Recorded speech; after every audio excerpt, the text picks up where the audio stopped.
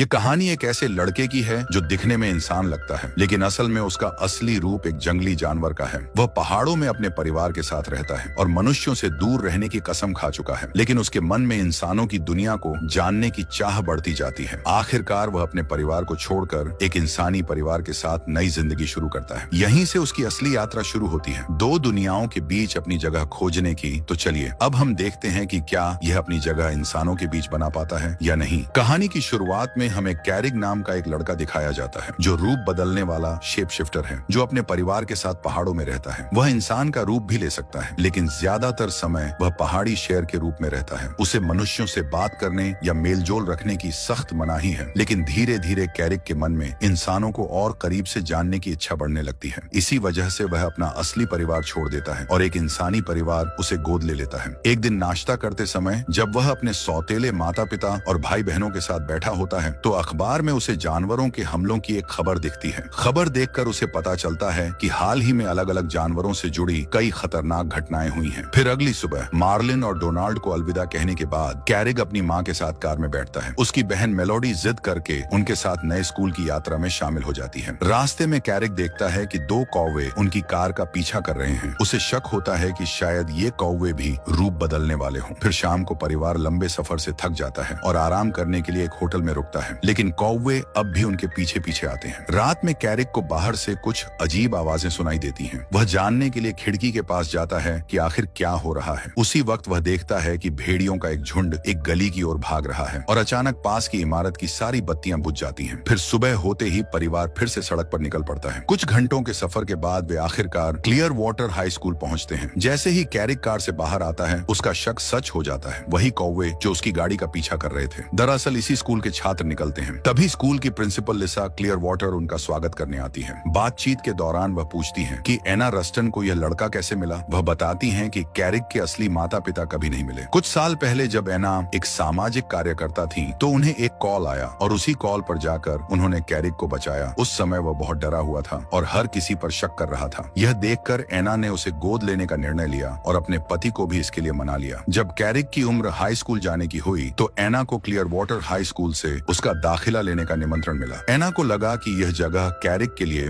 नए दोस्त बनाने का अच्छा मौका होगी, क्योंकि जिस शहर में वह अब तक रह रहा था वहाँ वह बहुत अकेला और अलग थलग महसूस करता था। सभी सवालों के जवाब देने के बाद लिसा कैरिक से अकेले में बात करने के लिए कहती है। तभी वह उसे एक बड़ा राज बताती है, वह राज जो कैरिक अब तक सबसे छिपाता आया था। लिसा बताती है कि इस स्कूल में सभी लोग रूप बदलने वाले शेप शिफ्टर हैं। अब कैरिक को अपने असली रूप को छिपाने की जरूरत नहीं है। तभी अचानक स्कूल का अलार्म बज उठता है और प्रिंसिपल ये देखने के लिए चली जाती हैं कि आखिर क्या हुआ है। तभी उन्हें पता चलता है कि एना और मेलोडी कैंपस में घूम रही हैं। चूंकि वह जगह प्रतिबंधित है, प्रिंसिपल अपनी असिस्टेंट से कहती हैं कि वह उन्हें वहां से बाहर ले जाए। कैरिक बहुत खुश हो जाता है क्योंकि उसने पहली बार अलग अलग प्रजातियों के इतने सारे शेप शिफ्टर एक साथ देखे थे। स्कूल के गलियारों में चलते हुए कैरिक की मुलाकात जेफरी और उसके दोस्तों से होती है। दोनों के बीच तुरंत झगड़े जैसा माहौल बन जाता है, लेकिन जेम्स समय पर पहुंचकर लड़ाई रोक देता है। पूरे स्कूल से परिचय होने के बाद एना अपने बेटे कैरिक को अलविदा कहती है। जब एना और मेलोडी वापस गाड़ी की ओर लौट रही होती हैं, तभी उसी समय स्कूल को फंड देने वाला करोड़पति एंड्रयू मिलिंग कैंपस में आता है। परिवार से विदा लेने के बाद कैरिक का परिचय एंड्रयू से कराया जाता है। वहाँ कैरिक बताता है कि उसने पहाड़ों में रहना छोड़कर इंसानों के साथ रहने का फैसला क्यों किया। उसे हमेशा लगता था कि अगर वह सिर्फ पहाड़ी शेर बनकर जिएगा तो उसकी जिंदगी अधूरी रह जाएगी। बाद में जब कैरिक अपने कमरे में पहुंचता है तो उसे स्कूल के नियम समझाए जाते हैं। जैसे ही प्रिंसिपल वहां से जाती है तभी खिड़की पर अचानक एक गिलहरी दिखाई देती है। उसी समय कैरिक खिड़की खोलता है और गिलहरी अंदर आकर अपना परिचय देती है। उसका नाम होली है और वह बताती है कि उसे कैरिक का मार्गदर्शक बनाया गया है। वह उसे उसकी पहली शेप शिफ्टिंग की कक्षा में ले जाती है। कक्षा में मिस्टर एलवुड सभी छात्रों को याद दिलाते हैं कि वे अपनी शक्तियों का इस्तेमाल केवल कक्षा के समय ही कर सकते हैं। साथ ही वे कहते हैं कि रूप बदलते समय उन्हें बहुत सावधानी बरतनी चाहिए ताकि कोई इंसान उन्हें देख न ले, क्योंकि कैरिक स्कूल में नया है। उसे अपनी शक्ति दिखाने के लिए चुना जाता है, लेकिन उससे पहले ब्रैंडन रूप बदल देता है। ब्रैंडन का असली रूप एक बाइसन है। उसे अपनी शक्तियों पर काबू पाना बहुत कठिन लगता है और वह ज्यादा देर तक इंसानी रूप में नहीं रह पाता। ये देखकर कि उसका साथी कितनी आसानी से रूप बदल लेता है, कैरिक असुरक्षित महसूस करने लगता है। उसे लगता है कि वह अपने असली रूप से बहुत दूर हो चुका है, इसलिए वह रूपांतरण करने से पीछे हट जाता है। लेकिन लिसा की मदद से कैरिक अपने पुराने जीवन को याद करने लगता है। जंगल में अपने असली परिवार के साथ बिताए हुए पल, यही यादें उसे हिम्मत देती हैं और वह अपना असली रूप धारण कर लेता है। इसके बाद प्रिंसिपल सबको आदेश देती है कि वे भी रूप बदलें। तभी कैरिक को पता चलता है कि वह भेड़ियों से भरे स्कूल में है। लिसा उसे समझाती है कि इस स्कूल में वह इंसानी और जानवर दोनों रूपों में जीना सीखेगा और दोनों दुनियाओं के बीच एक कनेक्शन बनेगा। फिर कुछ घंटों बाद जब वह अपने कमरे में आराम कर रहा होता है, तभी ब्रैंडन उससे मिलने आता है और बताता है कि वही उसका नया रूममेट होगा। तभी अचानक होली भी आ जाती है और कहती है कि अब कैफेटेरिया जाने का समय हो गया है। फिर खाना लेने के बाद कैरिक की मुलाकात डोरियन से होती है। डोरियन वह लड़का है जो बिल्ली में बदल सकता है। स्कूल आने से पहले वह एक इंसानी परिवार का पालतू जानवर बनकर रह रहा था और एक बार सार्डिन का डिब्बा चुराते हुए पकड़ा भी गया था। जब कैरिक ने सबके सामने अपना असली रूप दिखाया तो कई सहपाठियों ने उसका सम्मान करना शुरू कर दिया, लेकिन कुछ कमजोर जानवर उससे डरने लगे और उसकी मौजूदगी को ही खतरा मानने लगे। इसी वजह से कुछ छात्र उसे दूर रहने लगे क्योंकि उसका जानवर रूप बहुत ताकतवर है। वो परेशानियों से बचने की कोशिश करता है, लेकिन आखिरकार जेफरी के साथ मुसीबत में फंस जाता है। बो को खतरे में देखकर कैरिक उसकी मदद करने के लिए आगे आता है और जेफरी से भिड़ जाता है। नतीजन वह खुद मुसीबत में फंस जाता है। जब भेड़िए नए छात्र को डराने की कोशिश करते हैं, तभी जेम्स आ जाता है और एक बार फिर माहौल शांत कर देता है। उस रात जब कैरिक अपने परिवार के बारे में सपना देख रहा होता है तो अचानक ब्रैंडन उसे जगा देता है। दरअसल ब्रैंडन नींद में ही रूप बदल लेता है और गलती से अपना बिस्तर तोड़ देता है। उसके अनुसार यह आमतौर पर हफ्ते में 1-2 बार हो ही जाता है। यह सुनकर कैरिक समझ जाता है कि आने वाली रातें शायद उतनी शांत नहीं होंगी जितनी वह चाहता था। फिर अगले दिन लड़ाई की कक्षा में बर्दा और ब्रैंडन को आमने सामने लड़ने के लिए चुना जाता है, लेकिन लड़ाई शुरू होने से पहले ही ब्रैंडन भाग जाता है। वह एक ताकतवर बाइसन होने के बावजूद खुद को शांति प्रिय बताता है और लड़ाई नहीं करना चाहता, इसलिए उसकी जगह कैरिक को चुना जाता है। कैरिक अपनी क्षमताओं को लेकर थोड़ा अनिश्चित रहता है। तभी आंद्रे उसकी मदद करता है और उसे पहाड़ी की मिट्टी से भरे एक छोटे थैले की गंध सूंघने के लिए कहता है। गंध सूंघने के बाद कैरिक रूप बदलकर शेर बन जाता है और युद्ध के मैदान में उतरता है। बर्दा से आकार में छोटा होने के बावजूद वह ताकत के दम पर अपनी जीत साबित करता है। इसके बाद लेरॉय और डोरियन को आमने सामने लड़ने के लिए बुलाया जाता है, लेकिन डोरियन अपने प्रतिद्वंद्वी से निकलने वाली बदबू सूंघ कर डर जाता है और भाग जाता है। इस तरह लेरॉय को बिना लड़े ही जीत मिल जाती है। फिर कक्षा खत्म होने पर एंड्रयू कैरिक से बात करता है। वह कहता है कि वह कैरिक का टीचर बनना चाहता है और उसे मिट्टी से भरा एक छोटा बैग देता है। एंड्रयू कहता है कि कैरिक का भविष्य बहुत उज्जवल है। जब बाकी छात्र देखते हैं कि एंड्रयू कैरिक को ज्यादा तवज्जो देता है तो उनमें जलन होने लगती है। इसी वजह से जेफरी कैरिक को चुनौती देता है कि वह 2 भेड़ियों से लड़ाई करे। वह कहता है कि अगर कैरिक जीत गया तो वे सब उसे अकेला छोड़ देंगे। फिर दोपहर बाद कैरिक अपने नए दोस्तों के साथ ट्री हाउस जाता है और बताता है कि वह इस लड़ाई में हिस्सा लेगा। यह सुनकर ब्रैंडन डर जाता है कि कहीं उसका दोस्त स्कूल से निकाला न जाए, लेकिन कैरिक कहता है कि वह अब और ताने सुनना बर्दाश्त नहीं कर सकता। जब उसे रोकना मुश्किल हो जाता है तो होली कहती है कि वह अपने दोस्त का साथ देने आएगी। वहीं ब्रैंडन मुस्कुराते हुए कहता है कि वह इंतजार करेगा कि भेड़िए कैसे हारते हैं। फिर रात को तीनों चुपके से हॉस्टल से निकल जाते हैं। कैरिक रूप बदलने से पहले वह छोटा बैग सूंघता है। तय जगह पर पहुंचने के बाद फिर वह पूछता है कि उसके खिलाफ कौन से भेड़िए आएंगे। तभी उसे पता चलता है कि यह एक जाल है। 2 भेड़ियों से लड़ने के बजाय कैरिक खुद को जेफरी और उसके पूरे झुंड से घिरा हुआ पाता है। फिर भी वह हार नहीं मानता। भेड़ियों से ताकतवर होने के बावजूद उस पर पीछे से हमला हो जाता है और सभी मिलकर उसे दबाने लगते हैं। तभी अपने दोस्त को मुश्किल में देखकर होली ब्रैंडन को चट्टान से धक्का देती है ताकि वह बाइसन का रूप लेकर कैरिक की मदद कर सके। ब्रैंडन भेड़ियों का ध्यान भटकाता है और उसी समय कैरिक पलटकर जोरदार हमला करता है। नतीजन जेफरी और उसके साथी पीछे हट जाते हैं और हार मान लेते हैं। अगली सुबह कक्षा में जेम्स देखता है कि कई छात्र घायल हैं। वह उन्हें अस्पताल जाने के लिए कहता है। जब उनसे चोट का कारण पूछा जाता है तो वे अलग अलग बहाने बनाते हैं, लेकिन यह साफ है कि वे किसी लड़ाई में घायल हुए हैं। उसी समय जब प्रिंसिपल कैरिक से पूछताछ करने वाली होती है, तभी उसे एंड्रयू के साथ घूमने का निमंत्रण मिलता है। टहलते समय कैरिक को पता चलता है कि एंड्रयू को पहले से ही पिछली रात की घटना के बारे में सब कुछ मालूम है। एंड्रयू कहता है कि अगर कैरिक सच में एक कूगर है तो उसे भेड़ियों को हराने के लिए किसी की मदद की जरूरत नहीं होनी चाहिए, चाहे 4 भेड़िए क्यों न हो। लेकिन क्योंकि कैरिक ने बहुत छोटी उम्र में अपने असली परिवार को छोड़ दिया था, इसीलिए वह ठीक से शिकार करना नहीं सीख पाया, जिसे सुन एंड्रयू उसे खुद सिखाने का फैसला करता है ताकि वह एक सच्चा शिकारी बन सके। सैर के बाद एंड्रयू कैरिक को स्कूल वापस ले जाता है। वहाँ लिसा उस पर गुस्सा करती है और कहती है कि वह किसी भी छात्र को खास महत्व नहीं दे सकता। इसके बाद प्रिंसिपल कैरिक से बात करती है और समझाती है कि अगर उसे इस स्कूल में रहना है तो उसे बाकी छात्रों की तरह नियम मानने होंगे, यानी कक्षा के समय के अलावा कभी भी लड़ाई झगड़ा नहीं करना चाहिए। फिर लिसा के जाते ही होली और ब्रैंडन उससे पूछते हैं कि क्या हुआ। बात करते करते कैरिक देखता है कि लू जंगल की ओर जा रही है। वह तुरंत उसके पीछे जाता है और दोनों मिलकर शिक्षकों के एक समूह को सुनते हैं जो हाल ही में हुए जानवरों के हमलों पर चर्चा कर रहे होते हैं। शिक्षकों का मानना है कि ये हमले साधारण जानवरों ने नहीं किए, बल्कि इसमें शेप शिफ्टर शामिल हैं। समस्या यह है कि अगर इंसानों को यह सच पता चल गया तो इंसानों और वुडवॉकरों के बीच शांति हमेशा के लिए खत्म हो जाएगी। इसी वजह से लिसा और परिषद के बाकी सदस्य एक योजना बनाने की सोचते हैं ताकि आगे ऐसे हमलों को रोका जा सके। फिर स्कूल लौटने के बाद कैरिक अपने दोस्तों से कहता है कि जब वह अपनी माँ और बहन के साथ पड़ोसी शहर में रुका था तो उसने 4 भेड़ियों को इंसानों पर हमला करते देखा था। उसे पूरा यकीन है कि वे भेड़िए जेफरी और उसके दोस्त ही थे। फिर अगले दिन तय योजना के मुताबिक एंड्रयू कैरिक को उसका पहला सबक देने के लिए जंगल में ले जाता है। एंड्रयू ने बताया कि जितनी बार कैरिक रूप बदलेगा उतना ही आसान होगा। उसके लिए अपने दोनों रूपों को नियंत्रित करना, तभी वह दोनों रूपों में अपनी असली ताकत दिखा पाएगा। एंड्रयू ने सिखाया कि शिकार करने से पहले कैरिक को अपने शिकार को पहचानना चाहिए, फिर धीरे धीरे दूरी बनाकर घात लगानी चाहिए। यही उसकी सफलता की कुंजी है। फिर कैरिक ने हिरण का शिकार किया और दोनों ने मिलकर खाना खाया। कई घंटों बाद वे पैदल स्कूल लौटे। वापसी के दौरान एंड्रयू ने बताया कि उसकी एक बेटी थी, उसे इन इंसानों ने बहुत बुरी मौत दी जब वह जंगल में उसकी माँ के साथ घूम रही थी, और अगर वह जिंदा होती तो आज कैरिक की ही उम्र की होती। फिर उस दिन छुट्टी के समय लू ने देखा कि कैरिक ने खाना लेने से मना कर दिया। उसने पूछा कि क्या उसे भूख नहीं लगी। उसी समय कैरिक ने सच बताया कि वह सुबह एंड्रयू के साथ शिकार पर गया था और उसने अपना पहला शिकार पकड़ा था। यह सुनकर लू तुरंत उठकर चली गई क्योंकि उसे वह दिन याद आ गया जब उसकी माँ पर एक कॉगर ने हमला किया था। उस घटना के बाद से वह कभी भी सामान्य रूप से चल नहीं पाती। अपने दोस्त से रिश्ता ठीक करने के लिए कैरिक उसके पीछे जंगल में गया, लेकिन वह उसे पकड़ नहीं पाया। फिर शाम को जब कैरिक अपने कमरे में सोने की कोशिश कर रहा था, तभी उसे जेफरी की चीखें सुनाई दी। खिड़की से झांकते ही उसे समझ आया कि भेड़िए कुछ योजना बना रहे हैं, यह जानने के लिए कि वे क्या करने वाले हैं। कैरिक ने उनका पीछा करने का निश्चय किया। वह उनके पीछे पीछे चलते हुए पास के शहर तक पहुंच गया। वहां भेड़ियों ने एक सुरक्षा गार्ड को डरा दिया और एक कारखाने में घुस गए। तभी कैरिक ने उन्हें रंगे हाथों पकड़ लिया, लेकिन जैसे ही भेड़ियों को पता चला कि कोई उनका पीछा कर रहा है तो वे सब मिलकर कैरिक पर हमला करने को तैयार हो गए। लेकिन उसी समय एंड्रयू वहां आ पहुंचा और लड़ाई शुरू होने से पहले ही सबको रोक दिया। उसने आदेश दिया कि सभी छात्र कार में बैठें और फिर भेड़ियों को वापस स्कूल ले आया। इसके बाद उसने कैरिक को अलग बुलाकर उससे निजी बातचीत की। एंड्रयू ने बताया कि कुछ साल पहले उसने अपनी पत्नी और बेटी को खो दिया था। वे जंगल में घूम रहे थे जब एक शिकारी ने उन्हें मार डाला। तब से एंड्रयू के मन में इंसानों के लिए गहरी नफरत भर गई। उसके अनुसार इंसानों ने पूरी दुनिया पर कब्जा कर लिया है और जानवरों को दबा कर रखा है। इसी कारण बहुत सी प्रजातियां हमेशा के लिए खत्म हो चुकी हैं। पिछले 50 सालों से वुडवॉकर काउंसिल इंसानों को समझाने की कोशिश कर रही है कि वे प्रकृति और जानवरों की रक्षा करें, लेकिन कुछ भी नहीं बदला, बल्कि हालात और बिगड़ गए। इसी वजह से एंड्रयू ने खुद कदम उठाने का निश्चय किया। उसी समय शीला रात का खाना परोसने आई। कैरिक ने देखा कि उसके पैर में मशीन वाला पैर है। एंड्रयू ने बताया कि शीला एक सांप है जिसे उसके जानवर रूप में रहते हुए एक कार ने टक्कर मार दी थी। खाने के दौरान एंड्रयू ने कैरिक को अपने प्रोजेक्ट में शामिल होने का न्योता दिया, लेकिन कैरिक ने साफ कहा कि वह किसी को चोट नहीं पहुंचाना चाहता। यह सुनकर एंड्रयू ने समझाया कि उसका असली मकसद इंसानों को नुकसान पहुंचाना नहीं है, बल्कि उनकी मशीनों को नष्ट करना है ताकि वे ऐसे काम न कर सकें जिससे जानवरों और प्रकृति को नुकसान पहुंचे। फिर कैरिक ने वादा किया कि उस रात हुई सारी बातें वह गुप्त रखेगा, लेकिन उसने यह भी कहा कि उसे एंड्रयू के प्रस्ताव पर सोचने के लिए समय चाहिए। फिर अगली सुबह कैरिक अपने दोस्त ब्रैंडन को युद्ध का अभ्यास कराने में मदद करता है। ब्रैंडन जंगल में दौड़ते हुए और रास्ते की हर चीज तोड़ते हुए अचानक कैरिक के माता पिता से टकरा जाता है, जो कुछ दिनों के लिए क्लियर वाटर हाई स्कूल अपने बेटे से मिलने आए थे। ब्रैंडन जब माफी मांगने के लिए उनके पास जाता है तो कैरिक तुरंत बात छुपाने की कोशिश करता है और अपने परिवार को अपना कमरा दिखाने के लिए ले जाता है। कमरे में पहुंचते ही एना एक गिलहरी को उसकी चीजों में टटोलते हुए देखती है। तभी प्रिंसिपल आकर गिलहरी को डांटती है और कैरिक से कहती है कि मिलने का समय तय होता है, हर वक्त नहीं। फिर जाने से पहले एना बताती है कि वह पूरा वीकेंड पास के शहर में रहने वाली है और अपने बेटे को भी साथ चलने का निमंत्रण देती है, जिसे सुन कैरिक तुरंत राजी हो जाता है और अपने परिवार को अलविदा कहता है क्योंकि उन्हें कार की मरम्मत करवानी थी। परिवार के जाते ही कैरिक को एंड्रयू का फोन आता है। एंड्रयू उसे उस वीकेंड होने वाले एक खास कार्यक्रम में बुलाता है, लेकिन कैरिक साफ कह देता है कि वह वीकेंड अपने माता पिता के साथ बिताना चाहता है और इंसानों को नुकसान पहुंचाने का विचार उसे पसंद नहीं है। यह सुनकर एंड्रयू गुस्से में फोन काट देता है। इसके बाद कैरिक अपना मन भटकाने के लिए जंगल में चला जाता है और अपने रूप बदलने का अभ्यास करता है। कई घंटों तक चलते रहने के बाद उसकी मुलाकात विंग से होती है। वहीं उसे पता चलता है कि लोग उसके गायब होने से परेशान थे और उसे ढूंढ रहे थे। जब दोनों बातें कर रहे होते हैं तभी अचानक एक ड्रोन वहां आ जाता है। विंग तुरंत कैरिक को भागने का आदेश देता है क्योंकि एक शिकारी ने उसे ढूंढने के लिए कुत्ते भेज दिए थे। कुछ मिनट तक दौड़ने के बाद कैरिक एक पेड़ की ऊंची शाखाओं में छिप जाता है, लेकिन ड्रोन उसका पीछा करता रहता है। अपने दोस्त की मदद करने के लिए विंग उस मशीन को तोड़ देता है और कैरिक फिर से भाग निकलता है। फिर कुछ देर बाद जब कैरिक थक कर रुकता है तो शैडो उसे कुछ कपड़े देता है ताकि वह वापस इंसान का रूप ले सके। फिर जागने पर कैरिक अपने गुरु को जंगल में हुई घटना के बारे में बताता है और सोचने लगता है कि शायद उसके असली माता पिता के साथ भी वही हुआ होगा जो एंड्रयू की पत्नी और बेटी के साथ हुआ था। यह सोचकर कैरिक के अंदर गुस्सा भर जाता है और वह फैसला करता है कि अब वह एंड्रयू के प्रोजेक्ट का साथ देगा और इंसानों के खिलाफ उसकी मदद करेगा। अपने पहले मिशन पर जाने से पहले उसे पता चलता है कि एंड्रयू ने कुछ शेप शिफ्टर्स को उसके असली परिवार को ढूंढने के लिए भेजा है। एंड्रयू वादा करता है कि अगर वे जिंदा होंगे तो जल्द ही मिल जाएंगे। थोड़ी देर बाद कैरिक को उसकी माँ का फोन आता है, लेकिन कैरिक बताता है कि उसे यह ट्रिप रद्द करनी होगी क्योंकि उसे अचानक एक जरूरी काम याद आ गया है। तभी ब्रैंडन और होली वहाँ पहुँचते हैं और कहते हैं कि वे अपने दोस्त की चिंता में आए हैं, लेकिन कैरिक गुस्से में उन्हें जाने का आदेश देता है। फिर कुछ देर गाड़ी चलाने के बाद सब लोग एक खदान पर पहुँचते हैं। वहाँ एंड्रयू टीम को बांट देता है। वह कैरिक से कहता है कि वह जंगल के जानवरों को इस इलाके से दूर रखे। इसी बीच जेफरी और बाकी भेड़ियों को काम करने वाले कर्मचारियों को बाहर निकालना है ताकि कोई घायल न हो। फिर कैरिक पास के खरगोशों को डराकर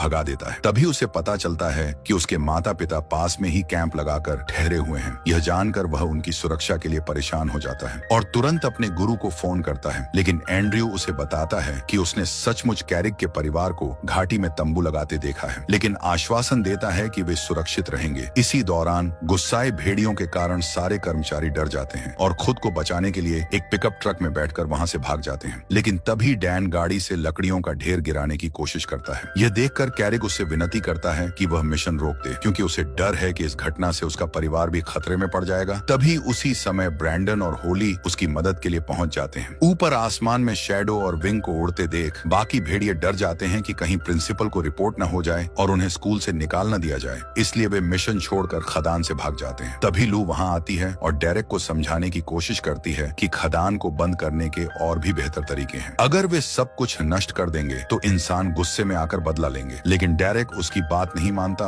और गुस्से में उसे धक्का दे देता है। तभी चारों ओर से कौवे उस पर हमला कर देते हैं। गुस्से में डेरेक एक भूरे भालू का रूप ले लेता है। अब ब्रैंडन अपने दोस्तों की रक्षा करने के लिए लड़ाई में कूद पड़ता है। इस बीच एंड्रयू को लगता है कि कैरिक ने उसे धोखा दिया है। वह गुस्से में ब्रैंडन पर झपट पड़ता है और दोनों के बीच जबरदस्त लड़ाई शुरू हो जाती है। इसी दौरान कैरिक देखता है कि लकड़ियों का ढेर लुढ़क कर उस घाटी की ओर जा रहा है जहाँ उसका परिवार रह रहा है। वह सब कुछ छोड़कर दौड़ पड़ता है ताकि अपने परिवार को बचा सके, चाहे उसे अपनी जान ही क्यों न जोखिम में डालनी पड़े। नीचे घाटी में जैसे ही ऐना को ऊपर से लकड़ियों के गिरने की आवाज सुनाई देती है, वह सबको तुरंत छिपने का आदेश देती है, लेकिन मेलोडी अपनी माँ की चीखें नहीं सुन पाती क्योंकि उसने हेडफोन पहने हुए होते हैं। जब वह अपनी तरफ आती लकड़ियों का ढेर देखती है तो घबराकर चीखने लगती है। उसी समय कैरिक दौड़कर आता है और उसे बचा लेता है। हताश होकर ऐना अपनी बेटी को ढूंढने निकलती है और जब वह मेलोडी को जिंदा देखती है तो उसे राहत मिलती है। मेलोडी बताती है कि एक कूघर ने उसे खतरे वाले इलाके से धक्का देकर बाहर निकाला, लेकिन डोनाल्ड को यकीन हो जाता है कि उसकी बेटी होश में नहीं है और शायद भ्रम देख रही है। फिर कुछ देर बाद लू और उसके दोस्त जंगल में कैरिक का बेहोश पड़ा शरीर पाते हैं। वे सोचकर उदास हो जाते हैं कि शायद वह अब बच नहीं पाएगा, लेकिन जब कैरिक धीरे धीरे अपनी आंखें खोलता है तो सबको राहत मिलती है। होश में आते ही कैरिक सबसे पहले अपने परिवार की तरफ दौड़ता है ताकि देख सके कि वे सुरक्षित हैं या नहीं। तभी एंड्रयू वहां पहुंचता है और कहता है कि जब यह हादसा हुआ तो वह लड़के के साथ ही पास में टहल रहा था। फिर वह परिवार को अस्पताल ले जाने के लिए एक हेलीकॉप्टर बुलाता है और सबको सुरक्षित भेज देता है। जैसे ही कैरिक के माता पिता हेलीकॉप्टर से सुरक्षित निकल जाते हैं, कैरिक गुस्से में आकर एंड्रयू पर चिल्लाता है और कहता है कि वह प्रिंसिपल को बताएगा कि इन हमलों के पीछे असली जिम्मेदार कौन है। लड़के को चुप कराने के लिए एंड्रयू उसे कहता है कि उसने उसके असली परिवार को येलोस्टोन की पहाड़ियों में देखा था, लेकिन वह उनका सही ठिकाना तभी बताएगा जब कैरिक वादा करे कि वह किसी से भी इस घटना का जिक्र नहीं करेगा। फिर थोड़ी देर बाद लिसा वहां पहुंचती है। तभी एंड्रयू उससे कहता है कि इंसानों पर हमला करने की गुप्त योजना उसके सहायक डेरेक ने बनाई थी, लेकिन लिसा को शक है कि खदान को नष्ट करने में एंड्रयू का भी हाथ हो सकता है। तभी पुलिस की गाड़ियों की आवाज आती है। यह सुनकर प्रिंसिपल वहां से चली जाती है, लेकिन कहती है कि वह इस पूरे मामले की पूरी जांच जरूर करेगी। फिर स्कूल लौटने पर बच्चों का बहुत अच्छे तरीके से स्वागत किया जाता है क्योंकि सबको पहले ही पता चल चुका था कि उन्होंने सबको बचाया है। तो आपको यह फिल्म कैसी लगी नीचे कमेंट में बताइए।